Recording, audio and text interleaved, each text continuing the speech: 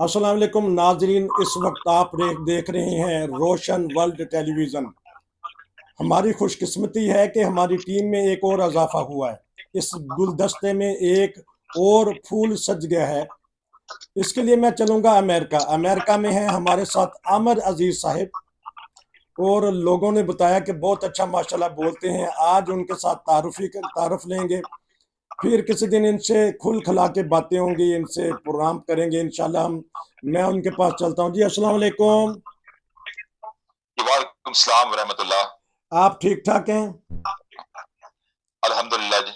अस, जज़ाकल्लाह, आपका बहुत शुक्रिया, आपने मौका दिया बातचीत करने का, और आपके नाज़रीन को भी अस्सलाम वालेकुम वरहमतुल्लाह। जी नाजरीन ने आपकी अल्फाज सुन लिए हैं। तो सितंबर का महीना है, तो कैसा मौसम है अमेरिका में? यहाँ अभी ठंड नहीं आई है, गर्म गर्म ही है मौसम यूरोप में। आपके कैसे है? जी अल्हम्दुलिल्लाह, ये बड़ा मुबारक वक्त होता है सितंबर में, क्योंकि गर्मी से हम निकल रहे होते हैं। थोड़ी पाकिस्तान का तो यहाँ पे बिल्कुल मुकाबला नहीं हो सकता, लेकिन कुछ गर्मी शदीद हो जाती है क्योंकि हम यहीं के आदी होते हैं, तो हमें फिर भी वो गर्म लगता है। और अभी सर्दी शुरू होने में कुछ वक्त है। जहाँ मैं लोकेटेड हूँ, थोड़ा नॉर्थ न्यूयॉर्क स्टेट का एरिया है ये, नायग्रा फॉल्स के नजदीक, कनाडा के नजदीक। तो यहाँ पे बर्फ भी बहुत पड़ती है, अच्छा। लेकिन वो नवंबर दिसंबर में शुरू होती है। तो ये एक बड़ा अच्छा मीडियम मॉडरेट वक्त होता है ऑटम का। बड़ा मुबारक वक्त होता है तो इस मौसम के लिहाज क्योंकि से। कोरोना के बाद अब कुछ हालात बदले हैं, आपने देखे हैं कोई गैर मुल्की टूरिस्ट जो आ रहे हो, आके देखें, सियाह आके देखें नियाग्रा को? क्योंकि आपका इलाका मैंने खुद देखा, बड़ा ही खूबसूरत है। आपने देखे हैं इक्का दुक्का कोई आ रहे हो आपके पास अब, क्योंकि कोरोना की सख्तियां खत्म हो गई हैं? जी, अब तो तकरीबन बिल्कुल नॉर्मल है। एयर ट्रैवल भी बिल्कुल रिज्यूम हो गया हुआ है, मास्क की पाबंदियां नहीं है, अच्छा। इंटरनेशनल ट्रैवल चल रहा है। और क्रॉस बॉर्डर जो पहले पाबंदियां होती थी कनाडा क्रॉस करने में, अगर आपको वैक्सीनेशन चाहिए या आपको टेस्ट लेके आना है साथ, वो सारी पाबंदियां भी खत्म है।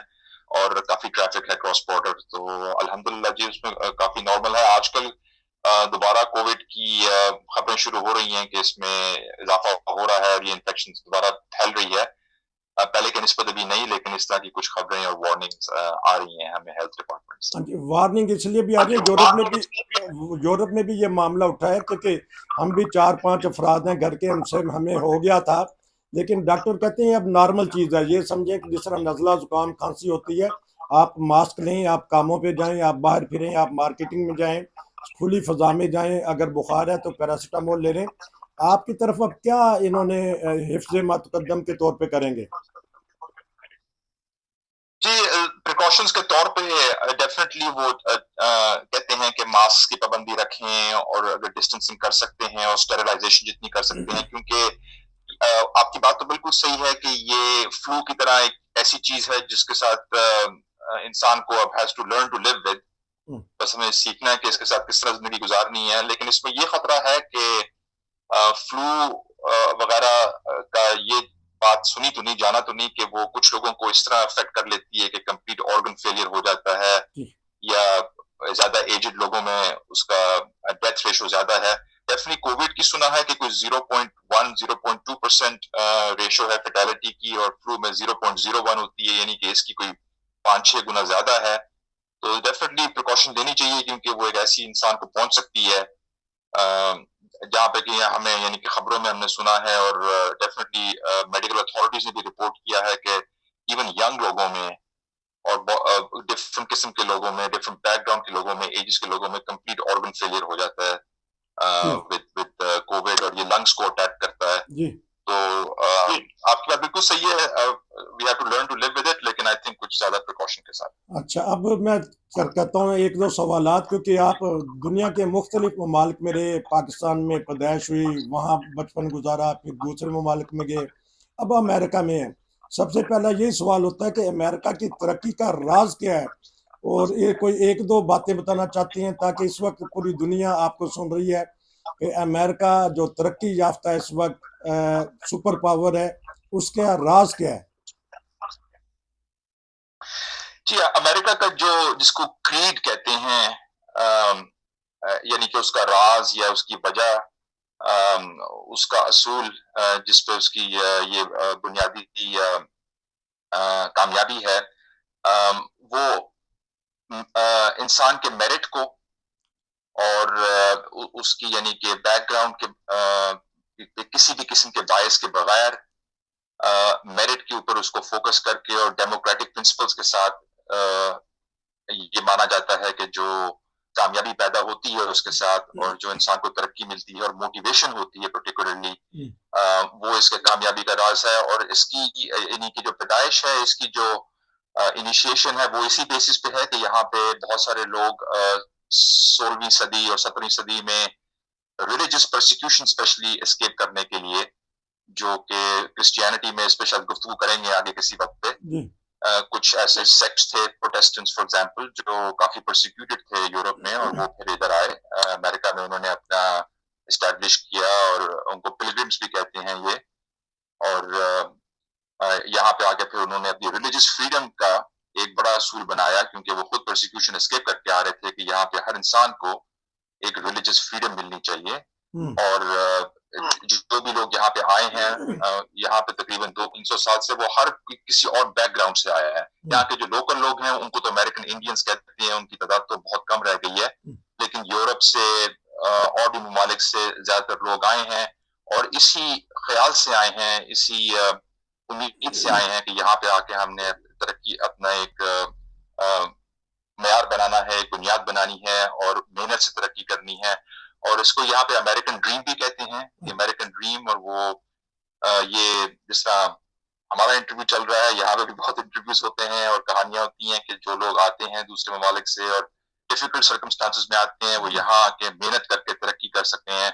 اور کیونکہ یہاں پہ آپ دیکھیں for example Barack Obama president بنا, اور بڑے بڑے انڈین چیف ایگزیکٹوز ہیں بہت بڑی بڑی کمپنیز کے, گوگل کے, مائکروسافٹ کے, اور بہت سارے یہ ایسے ہیں جو خود امیگرنٹس تھے, یہ کچھ 20-25 سال پہلے یہاں پہ آئے ہیں اور ترقی کر کے انہوں نے یعنی کہ ہائیسٹ دنیاوی سکسیس جسے کہتے ہیں وہ اچیو کی ہے لوگوں نے.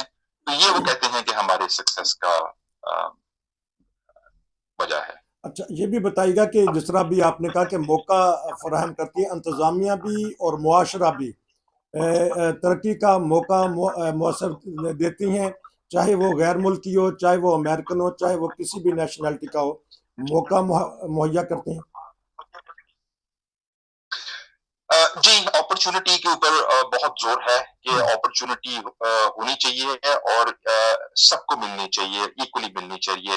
اب یہ پریکٹیکلٹی میں پریکٹیکلی چیز پرفیکٹ تو نہیں ہوتی, کبھی بھی پرفیکٹ نہیں ہوتی. یہاں پہ بھی بہت مسائل ہیں, بڑے مسئلے ہیں, آپ نے خبروں میں سنا ہوگا ریشل ٹینشن یہاں پہ ہمیشہ بہت بڑی پرابلم رہی ہے افریقن امریکنز کے درمیان اور وائٹ امریکنز کے درمیان, اور آج بھی اس میں بہت ڈیفیکلٹیز ہیں اور بہت امپروومنٹ کی ضرورت ہے. لیکن اس کے باوجود جتنی ترقی یہاں پہ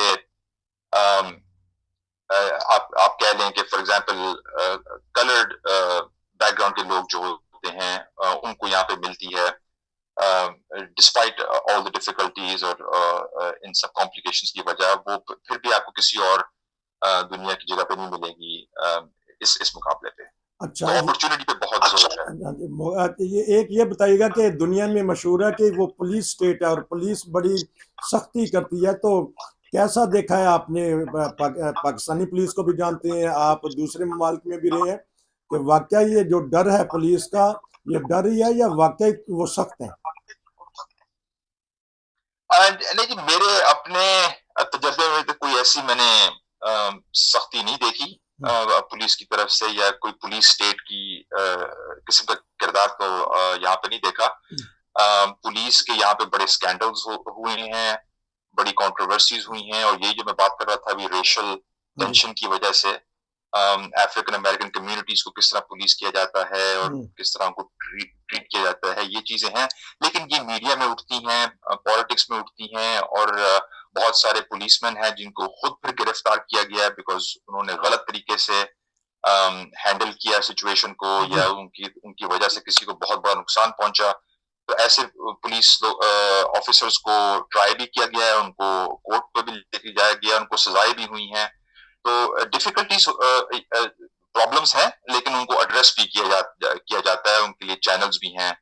لیکن پولیس اسٹیٹ والی کوئی ایسا کوئی کردار میرے تجربے میں نہیں. اچھا، اب آج کا پروگرام 2-3 منٹ ہو رہے ہیں، یہ بتائیے گا کہ اگر پاکستان نے ترقی کرنی ہے تو کون سی 2-4 ایسی چیزیں ہیں جس میں وہ تبدیلی لائیں تو پاکستان بھی ایک ترقی یافتہ ملک کہلائے، کیونکہ ایٹمی ملک ہے، اسلامی ملک ہے، لیکن ہم انصاف میں سب سے پیچھے ہیں، ہم ظلم و بربریت میں سب سے آگے ہیں، انتہا پسندی بڑھ کر ہے اور شر پسندی بڑھ کر ہے، اقلیتیں محفوظ نہیں ہیں. تو کیا چیز پاکستان میں تبدیل ہو تو جس کی وجہ سے پاکستان کا نام بھی دنیا میں اچھے لفظوں سے لیا جائے؟ جی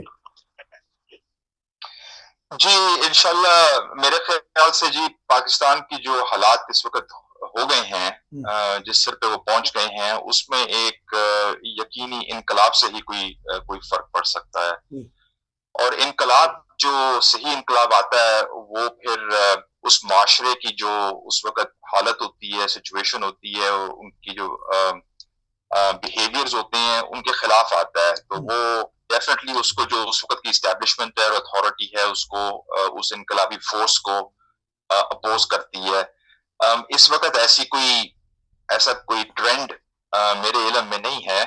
فار ایگزامپل ایک سیاستدان کا نام ہے محمد جبران ناصر وہاں پہ، جس کو فالو کرتے ہیں اور کافی لوگ ان کو رسپیکٹ بھی کرتے ہیں، اور وہ اچھی باتیں کرتے ہیں، ٹھیک باتیں کرتے ہیں. انہوں نے جماعت کے بارے میں بھی کچھ باتیں کی ہیں اور ایک اچھے نظریے سے کی ہیں. تو اس طرح کے لوگوں کو مارجنلائز کیا جاتا ہے جو کہ اس سسٹم کو، اس کے پرنسپلز کو اور اس کی اتھارٹی کو چیلنج کر رہے ہیں.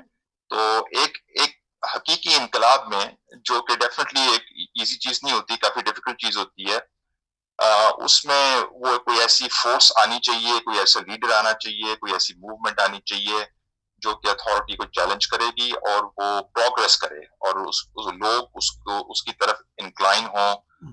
انیشلی تو اس میں کافی سیکریفائس ہوتا ہے، ڈیفیکلٹی ہوتی ہے، نقصان بھی انسان کو اٹھانا پڑتا ہے، لیکن وقت کے ساتھ ساتھ وہ چیز بڑھتی ہے. اور اگر یہ ہم دنیا کو دکھا سکیں کہ ہم ایک اچھے اصول کے تحت پہ، جس میں فریڈم آف ریلیجن بھی ہو، respect for fellow human being بھی ہو، اور رسپیکٹ آف لا بھی ہو، اور ایک جسٹس کی اور ایتھکس کی کا ایمفیسس ہو کہ ہم ایسا ایک انقلاب، ایسی ایک موومنٹ کھڑی کر سکتے ہیں، تو اس میں ڈیفینیٹلی آئی تھنک مجھے تو یہ لگتا ہے کہ یہی ایسی کوئی سچویشن ہے، کوئی حقیقی انقلاب، کوئی انٹینس انقلاب جو کہ حالات کو بدل سکتا ہے اس وقت. یہ تھے ہمارے عامر عزیز صاحب امریکہ سے. وہ کہہ رہے تھے کہ پاکستان میں ایک انقلاب ایسا آنا چاہیے جس کی وجہ سے ملک کی تقدیر بدل جائے، کیونکہ ان کا جو بچپن ہے، جس طرح میں نے کہا کہ پاکستان میں لاہور میں گزرا ہے، وہ باتیں ہم پتہ کریں گے، ان کی بچپن کی شرارتیں، جوانی کے کیا کیا کھیلیں کھیلتے تھے، پھر کس ملک میں گئے اور امریکہ میں آئے اور ترقی کا راز کیا ہے.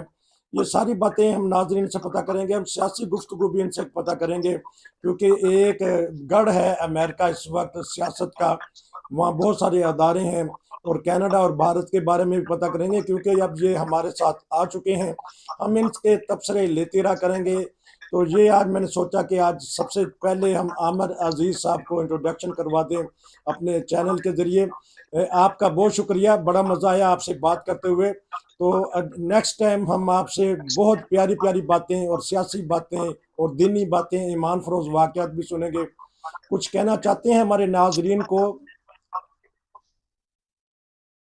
جی آپ کا بہت بہت شکریہ، اور آپ کے ناظرین کا بھی بہت بہت شکریہ کہ مجھے وقت دیا. جزاک اللہ. اور انشاءاللہ امید ہے کہ آئندہ بھی ایک اچھی گفتگو ہوگی، اور اس سے انشاءاللہ ناظرین کو بھی کچھ علم میں فائدہ ہونا ہے. اچھا، آخر میں بتا دیجیے کہ کرکٹ سے شوق رہا ہے پاکستان میں رہ کے یا امریکہ میں کبھی سن لیتے ہیں کمنٹری؟